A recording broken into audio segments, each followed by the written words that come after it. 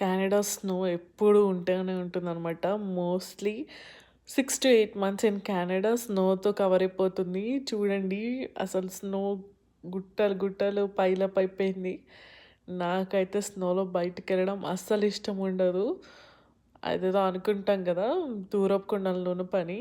ఇండియాలో ఉన్నప్పుడు కెనడా ఏదైనా స్నో ఉన్న కంట్రీస్ జూస్తే అబ్బా! ఎంత బావుంటదో, ఎంత వైట్‌గుంటాయి స్ట్రీట్స్ అసలు స్నో ముట్టుకుంటే ఎట్లుంటదో అన్నట్టు ఎక్సైట్‌మెంట్ ఉండేది. తీరా ఇక్కడికొచ్చాక ఫస్ట్ ఇయర్ గాదు. ఫస్ట్ 1 వీక్ చాలా బాగా అనిపిచ్చింది చూడ్డానికి.